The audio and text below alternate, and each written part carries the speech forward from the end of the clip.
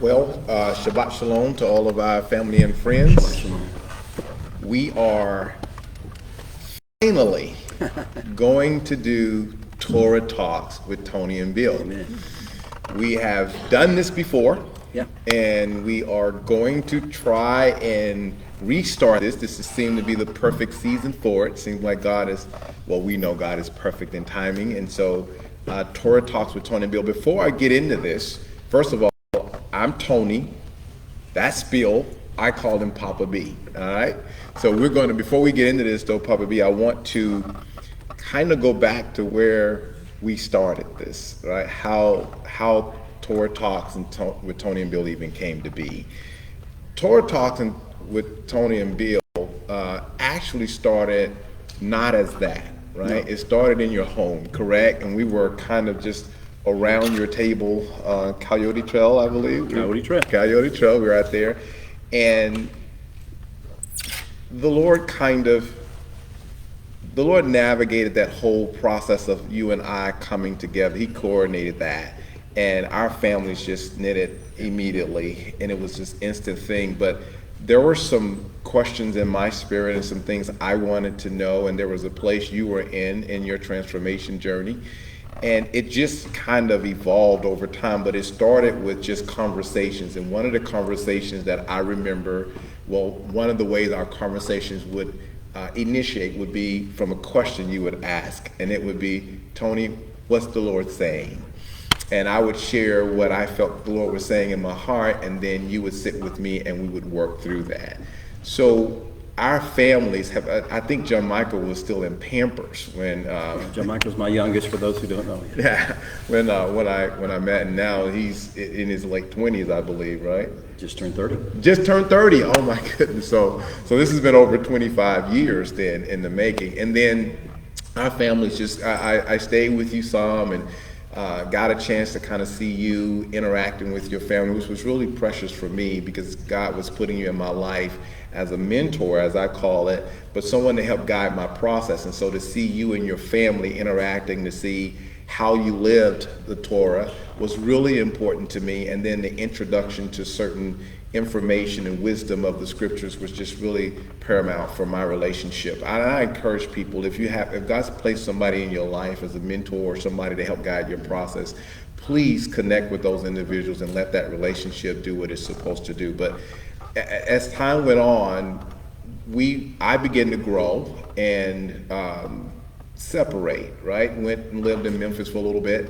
When I came back home, you and I began to connect again, and we thought we'd have a conversation similar, but let's go ahead and make that conversation available and accessible to other people. Right. And that's how Torah Talks with Tony and Bill came about. What's your understanding and view as to Torah Talks, and what's in your heart that Torah Talks would be for the people who are going to be experiencing us live? Tony and everybody who may be listening, and all our friends, we are actually before a group of people here at our fellowship today on Shabbat. Everyone who understands, Torah is not a legal code. Torah, I know we've been taught all sorts of things. We may have all sorts of positions or opinions about that. But Torah is a relational body that actually illustrates who Yeshua is. Torah is Yeshua. Yeshua is the living Torah. So if it's relational, if it's designed to be relational, we should be able to have conversations about it. We should be able to have iron sharpen iron, energy sharpen energy, and relate to one another. And in the context of our discussions of the Torah and its stories, we're going to talk a little bit about what the storytelling method the Creator is designed to use, because nothing's more relational, inspirational than stories. You can lecture somebody till the cows come home, but tell them a story.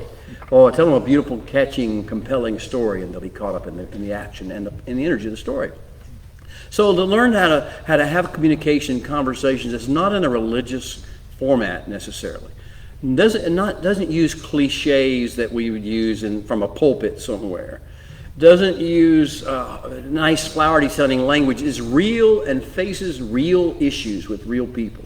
I mean, the thing about you and I back 30 years ago, 20-something years ago, was we were not a finished product. I was not a finished product. I'm still not a finished product. We were not a finished product. We had issues of life. And unlike some things that we might think about in forms of religion, Torah speaks into us where we are. Torah tells us that we can become better, we can become more, we can transcend, we can overcome. So what I see is these conversations, these Torah talk discussions, are that we're working through things in our lives and applying the wisdom and the beauty and the energy of Torah to them in ways that help us to overcome, get out of our feelings and our opinions and our ideas, and begin to actually walk in wisdom and in truth and in the divine inspiration of God. When we talk about Torah and the methodology that we apply here to study Torah, we think of it in terms of the parshas, right? The 54 separate divisions of parsha of the Torah. And so these parshas, these portions that we study are like bread to us, right? We eat bread every week. I want you to explain a little bit or describe a little bit how the parshas are broken up and why we use that methodology in studying the parshas or studying the Torah. Right. Nowhere in the Torah or in any scriptures that tell you what sequence to study to the studies of the meditations. It just tells you that this is your life. This is to be your life. So if you're going to make it your life, you need to make it regular intervals. It's like we don't just eat one meal and then we're done. We eat a meal every so often, twice a day, 3 times a day. And we have bite-sized pieces. If someone gives you, a whole smoked turkey, you don't eat the whole smoked turkey in one sitting. Well, most of us don't. Right. Or we probably shouldn't if we do. So we learn how to pace ourselves, to measure ourselves, and to do things in the most effective, efficient way, considering who we are and what we're receiving and what is being given. And so we dose it. I call it Torah dosing. And the idea is we need to be dosed on a regular basis. Take 2 and call me in the morning, kind of a thing. We take this issue of dosing, and to do that, the sages did this many years ago. And they looked at the calendar and the calendar of the creation and the agricultural cycle, the calendar of harvest. They looked at the calendar of the Moedim, or the festivals of God, the special times of divine energy that God releases upon the earth. They're not holidays like we have. They're divine energy releases, power pills upon the earth that mankind can walk in. So they looked at the calendar of how these things fit together and decided to dose Torah on a weekly basis. Every day of the week we read certain portions of it, and every week we read and study certain portions of it that are designed to complement what God's doing in the agricultural world, in the calendar and natural world, and also in what his releases are of energy that go with these individual Moedim, festivals, feasts, whatever people wish to call them. So that is the reason it came to be. They divided into 50 different sections. We read the same 54 sections, but there's 50 weeks. 50 weeks we actually do this because we combine a couple of them to get it all done in the year. And the idea here is that every week we're going to get the dosage we need, specifically for what our situation is at that time. And that's why we don't vary it. Everybody all over the world studies the same set of passages. This week it's Parsha Noach, the second Parsha of the 54, and it is Genesis chapter 6 verse 9 through chapter 11 verse 32. Every Hebrew person, every Messianic person around the world that is involved in this process is studying these particular passages. It's kind of neat. You go to Israel, you go to other places in the world, and you get around Hebrew people, they're all talking about the same piece of scripture. It's not like, well, this preacher is preaching on this, and that preacher is preaching on that, and this rabbi's talking. No, we're all talking about the same thing. It is a unified, covenantal way in which we can all be on the same page and all be working toward the same goal and receiving the same level of healing and inspiration and information. When I started studying the Torah using the parshas, one of the things it did for me is begin to fine-tune me, right? I felt like the tuning fork was placed on my life. I began to vibrate with harmonious interaction with the Holy One, and it started changing the way I even viewed Scripture. I had come from a long history of studying the Bible a certain way. Some call it systematic theology, whatever you want to call it. But this did something different. The systematic theology approach to studying the Bible didn't fill me with life, didn't fill me with life-giving energy, didn't cause the transformation process to take place like it is. And I'm not saying just our study habits is doing it. It is also me being vulnerable to the Holy One and allowing Him to lead and guide that. But this actually brought my thoughts together. It organized my thoughts for me in a more meaningful and mindful way. I learned to exude with transformative energy, right? I began to share space with people in transformative ways, and that was important. The parshas, I call them prophetic, right? Not just because of the timing that the parshas are set up to fall within, but also because of the message within that timing. One of the things I began to notice really early on in the way we were studying the Torah is how prophetic the Torah is. I wasn't taught that in my systematic studies. I wasn't taught that Torah was prophetic, right? I was taught that it was laws, right? And so I was also taught that, we're not under the law, and so be careful about studying the Torah. It's like superstition. Be afraid of this. Be very afraid. That's correct. And so what happened with me there is when I began to make the transition to this way of studying and opening myself up Sabbath and all that was a part of that process. As I began to embrace Sabbath and understand the message of Sabbath, using the parshas to help me glean from the Torah wisdom, I began to change in ways that I didn't even know was possible. And one of the changes was the way I viewed prophecy, right? And so the Torah helped me to see things. When I think of prophetic, I think of the alignment. I think of God calling me into alignment with Him, whether it be the prophetic voice of the shofar, or it be the prophetic voice of the revelation that comes from the Torah, or it just be the prophetic voice of the Sabbath. It's all causing me to align. So when I think of the parsha, and then the other thing that you and I talk about a lot is when we study the parshas, because we're able to put ourselves in the story, those stories are no longer just their stories. Right. They're now our stories, and our family stories, and we're living in real time, facing some of the same challenges that these people would have faced. That brings me to where we are right now in Parsha Noach, right? I want you to introduce what you call the theme of 5784 as we talk a little bit about this particular Parsha. Yeah, and what Tony's talking about with regard to the theme that we're mentioning here is that over the course of the decades, I have sort of learned that, at least for my life and for my family, we're going to, since we're reading the same passages we've been reading for the last 20-something, 30, 40-something years, we're going to be needing to have a theme and a lens through which to view it, and an understanding of how this year may be different than last year. So last year, for instance, our theme for the year was approaching the Torah, its stories, its lessons, through the lens of sharecroppers and stewards. Learning that we're here with a responsibility to creation and a responsibility to the words themselves, to perpetuate them, to cause them to be fruitful. That was last year. That was the year before we just started this new session. And this session is like, okay, how are you going to tweak that? What's the adjustment? What's the alignment for this coming year? The prophetic alignment, because we're going to need to have a different alignment because the times have changed. If you haven't noticed around you, look around you, and you can see how the things have escalated in terrible ways in many situations. Also, the light, though, is getting brighter and brighter and brighter from heaven.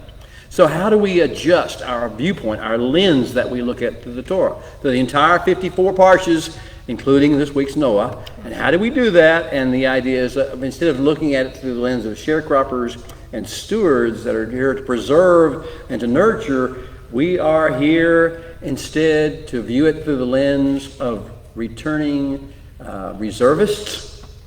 It has some reference to what took place in Israel.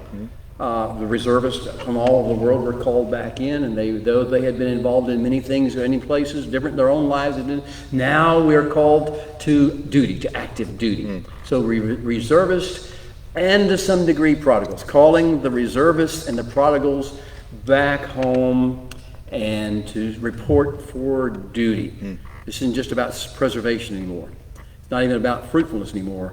This is about doing what needs to be done in this era, in this season. So the Torah becomes very important to us this year. It always is.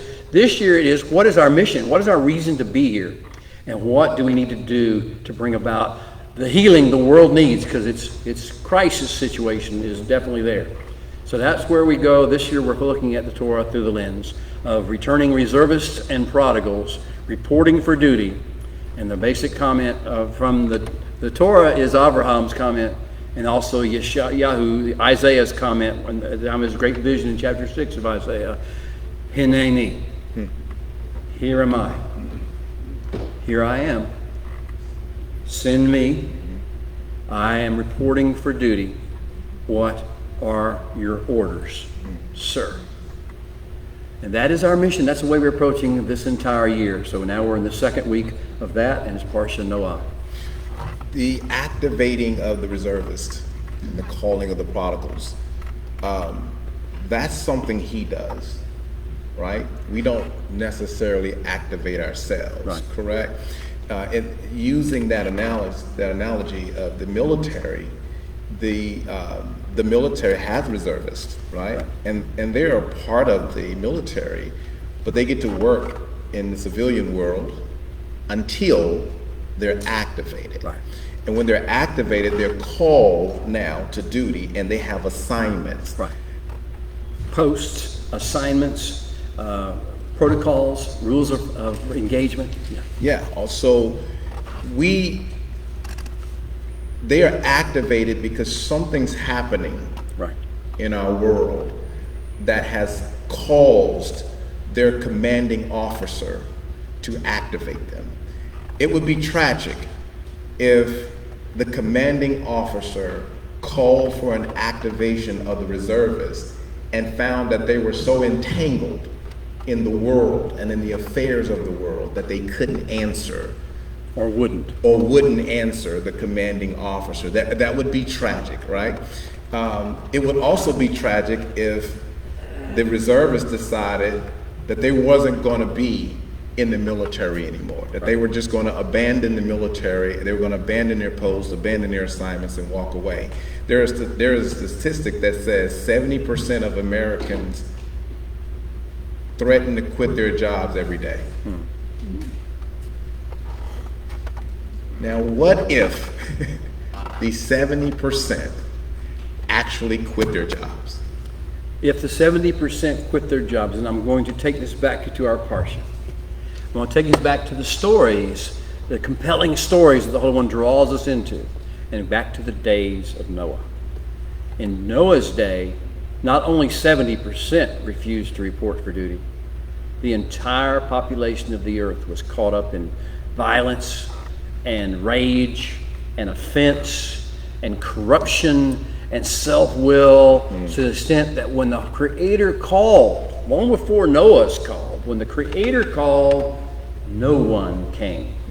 There was one line through Enoch, through Hanok, through Methuselah, and all the way down this to Noah that had an interest in listening. And the Holy One knew that there was only one man in his family that would actually listen to the call, report as reservist, I believe they were reservist prodigals. If you're listening to this and this is new to you for the first time, and you're just now beginning to say, I think I want to do the will of the Holy One. I think I really want to do my Creator's will.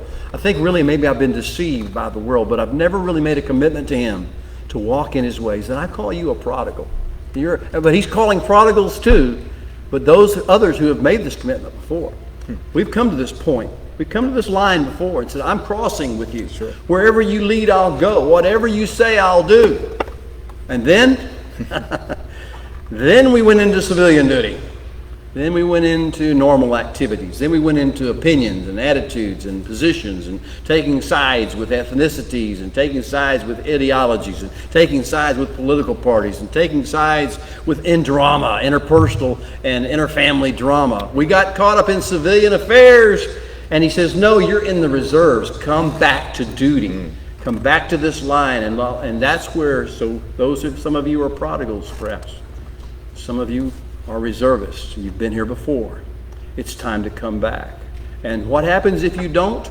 If no one comes back, then we have something along the lines of a flood, because nothing is going to be healed until somebody is willing to listen to the Holy One.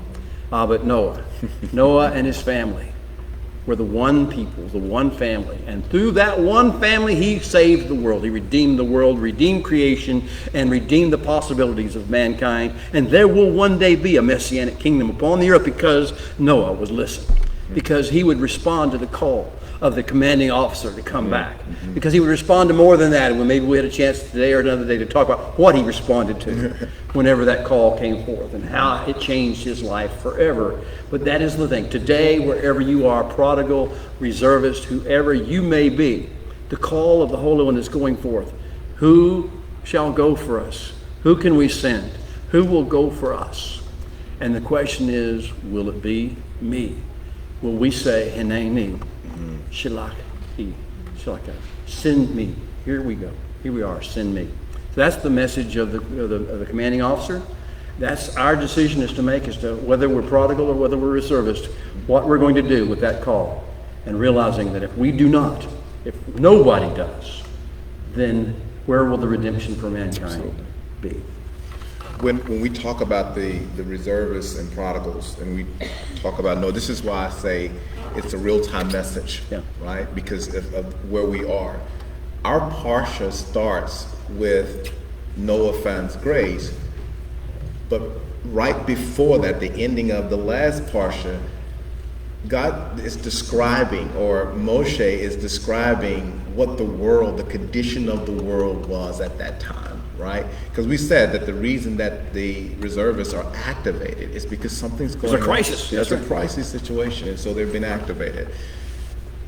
When we think of the condition that the world was in then, and we think about, I think it's Matthew 24, where he says, as in the days of Noah. So that even that time is prophetic of a time coming and developing now in the earth. So we know in real time we're living out some of the same crisis mode that we saw here in Noah's day, and it was crisis. I work in a company where we do what they call crisis prevention, crisis intervention. And it's where we're trained to intervene when someone is in crisis. Our center is an acute crisis center. So our job is to, once a client comes to us, they come to us in crisis, and our job is to provide crisis stabilization. We've been taught and trained, each one of us have a part to play in that person's crisis stabilization. We're not there to provide therapy at that moment. We're not there to provide cognitive therapy or anything like that. We're there to awaken in that person a vulnerability for healing so that we could at least get them stable. And then maybe we send them somewhere else where they can have long-term stays and things like that. But we're strictly there for crisis stabilization. When we think of what was going on in that day that would have created the crisis, right? It had a lot to do with the way people were functioning at that time, right? We have three words or three things that we see in our Bibles. There was evil in the world, wickedness, right? When we think of evil, we use the word ra. I want you to talk about, because I want people to understand that we're seeing some of the same things happen in our world, but there's a reason for that. Now, Shaul catches it in the Brit Hadashah, or in the New Covenant, or some of you would say, but in the Brit Hadashah, he catches it and he gives some practical insight and how we're to deal with those things, but he actually labels it, he talks about in perilous times. He calls the times perilous. He says in the last days, no, there'll be perilous times. And then he starts talking about the way men are going to be functioning which is what's creating the perilous times. Can you talk to us a little bit about the Ra, the evil that Noah was experiencing in his day? We do need to understand this, because otherwise we'll intellectualize it and we'll apply it to other people. We'll think other people are evil. And we'll think about it in terms of morality, and we can always convince ourselves we're more moral than somebody else is, and pat ourselves on the back, at least not condemn ourselves because they're immoral or they're evil, as we think about in a Western in a Western Greek mindset. And that is to objectify things and make them into intellectual concepts. But that's not the Hebrew word that is actually used in the Torah. The Torah written in Hebrew to Hebrew speakers, spoken in Hebrew by the Holy One, uses the term Ra. And that's a resh and a ayin. Now, this is not the Ra that the Egyptians talked about, although it's very interesting. If you say, some of these words were used by other cultures and pagan cultures and whatever. It says, but you understand it has a whole different meaning in Hebrew. As a matter of fact, just like Pharaoh. Pharaoh to them meant some sort of a godlike man that ran the world. But to the word in Hebrew, parah means his cow. And so there's this tongue-in-cheek idea of what the Greek people, the Western people, the Egyptians, the other peoples of the world think they have all this stuff known and down. And the Hebrews say, if you knew what you just said in our language, you would not have said it that way. You wouldn't be so proud of what you just said. Same it is with Ra. Ra, calling your God Ra, to a Hebrew, like, you mean completely caught up in self-obsession. Self-obsessed. Only worried about what you like, what you don't like, what you want, what you don't want, how you feel, how your emotions feel. This is a God to you? That's your God? How you feel? What you want? What you like, what you don't like, what you hate, what you dislike? That's a God to you. Well, that's the issue of mankind's fall. Whenever the first step of mankind's fall is to get caught up in his own obsession. Now, to do that, you have to forget the presence of the Holy One. You have to dissociate from the Holy One, because the Holy One always causes you to think about the purpose and the plan for which God put you on the earth, as opposed to what you want with your flesh. The lust of the eye, the lust of the flesh, and the pride of life. And those are the things that we learned from the last week's parsha. So this idea of the Ra in Hebrew cannot be really translated into evil. That's a Western way of thinking and a Western Greek way of externalizing it to make it apply to somebody else, not to us. Ra we all have. We all have this tendency within us to want what we want, and to disregard what anybody else may need or what may be the best for the world and the best for the common good. So Ra was just one aspect of how the earth or the world was described. He also said it was corrupt and it was violent, right? Paul said these things happened because men became lovers of themselves rather than lovers of God, right? Even more so, they loved pleasure, right? They were pleasure seekers. And so he said these things were going to cause times to be perilous because of what people would do to actually continue to walk in that or to function in that way and to have the pleasure fulfilled.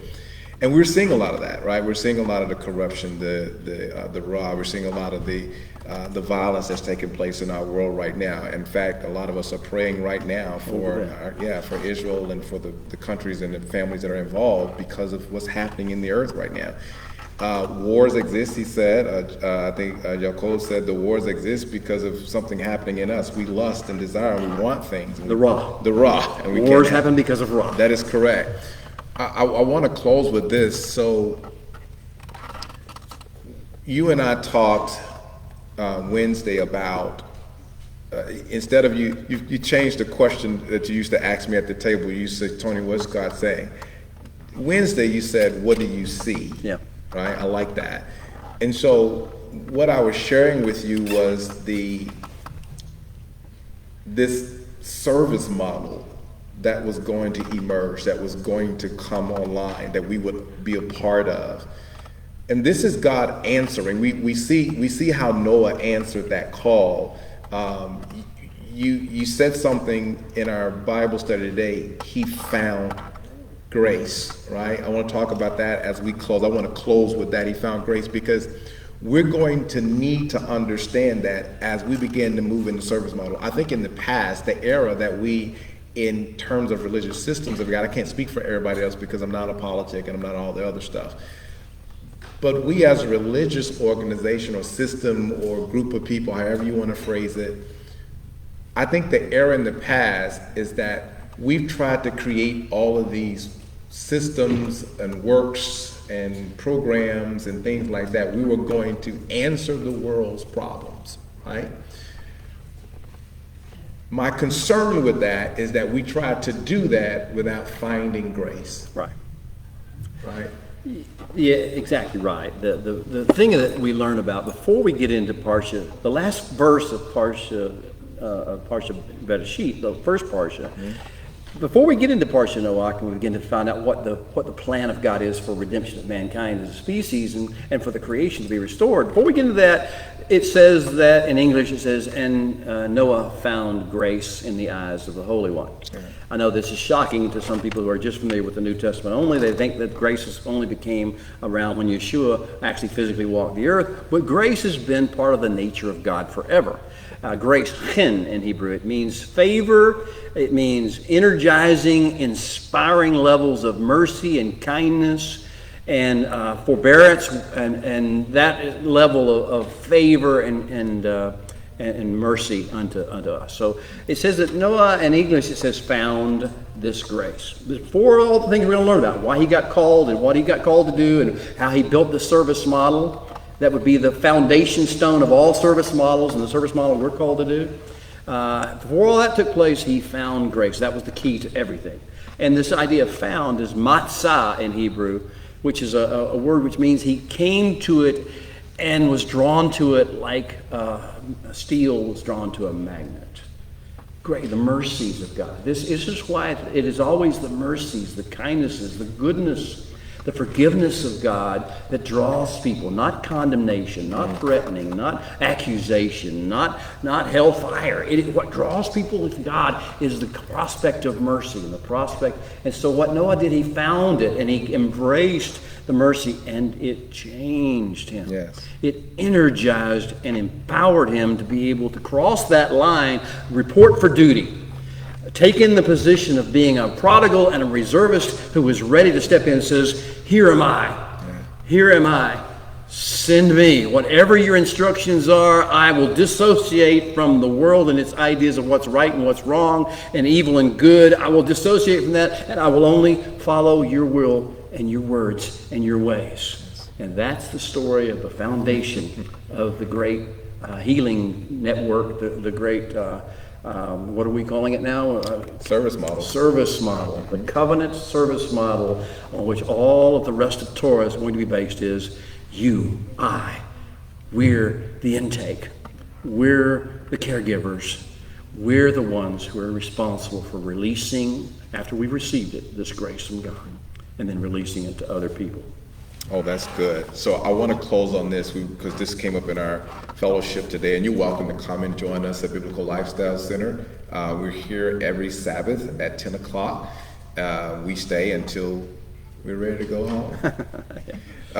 So in Noach, it says, this is something that I took as a note from today. Noah found grace. Noah came to grace. He looked for it. It was drawn to it like a magnet and became one with it, right? If we avoid being drawn and caught up in drama, we'll set our focus and energy toward finding grace. Right. You said something that got my attention, and I want to leave this, and then I want you to pray us out of today's session as we continue to develop this out over time. Instead of giving in to the magnet, right, of being drawn to grace, you said the opposite of that is being drawn into drama. Right. There's a book out by Cy Wakeman called Ditching the Drama. Okay. And what she says is this, is that drama lives in the stories we tell ourselves.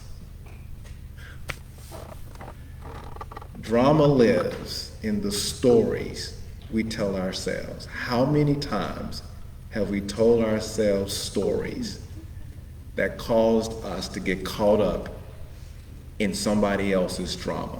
Right.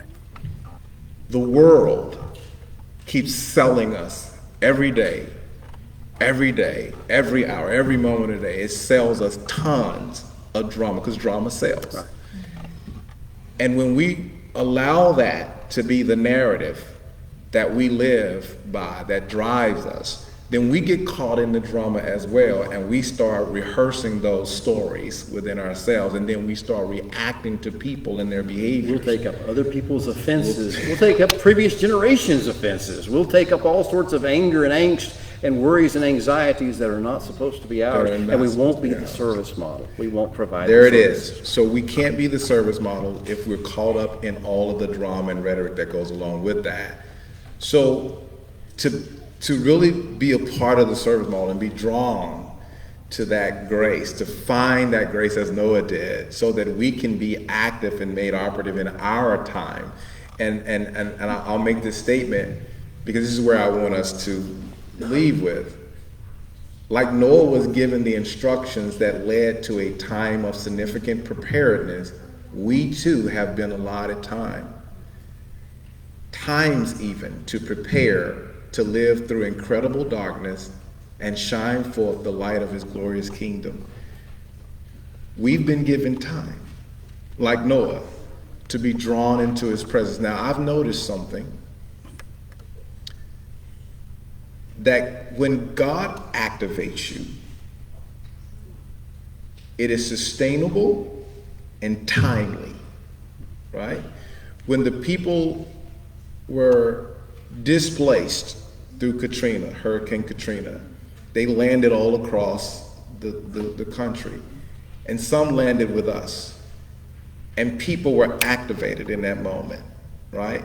And provided a sense of refuge, a city of refuge Texarkana became for many of those families. Even now, those families live among us, and we love on those families. They are a part of our lives now because of the displacement. But we were activated.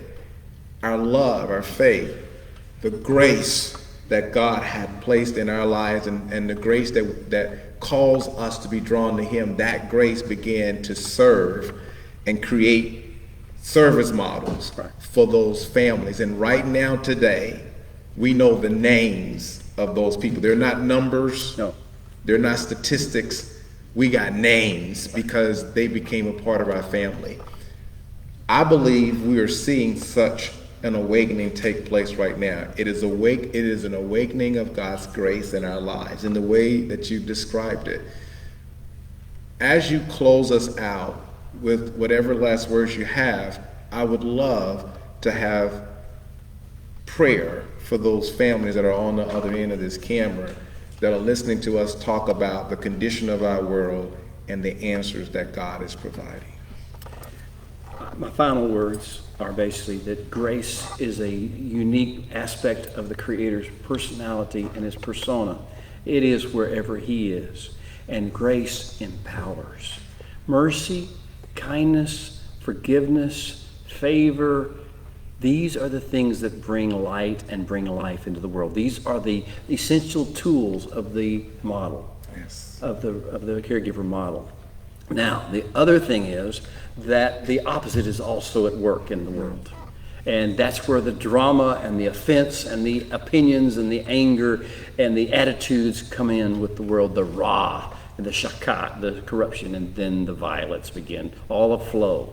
Now, whenever the grace came into Noah and he found it and he embraced it, he matzad it, it became his atmosphere, was that he knew the mercy and grace of the Holy One. It changed him, and it will change us. It will change you. If we lose connection with the grace, we become arrogant, we become selfish, we become bitter, we become angry, we become fearful. But if we're in the grace, then we are energized and empowered by the grace. Grace is empowerment. Never forget that. If you've lost it, if you stepped away, from grace, if you've taken on a realm of judgmentalism, if you've taken on a realm of superiority over some level, whether it be politics or whether it be ideology or whether it be age or whether it be science or whatever your source, ethnicity, anything you have chosen to make your reason to be different than other people and divide from other people, understand you have dissociated from grace. That means you've dissociated from the Holy One himself, because that's part of his aspects. Now is the time to come back to that threshold. Come back and receive that grace.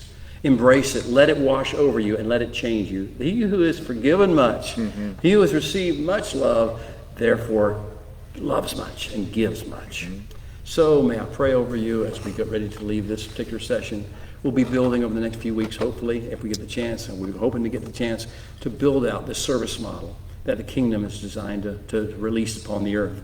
The reason there will never be a flood, another flood, is because he has given us and given the world the service model of the covenant.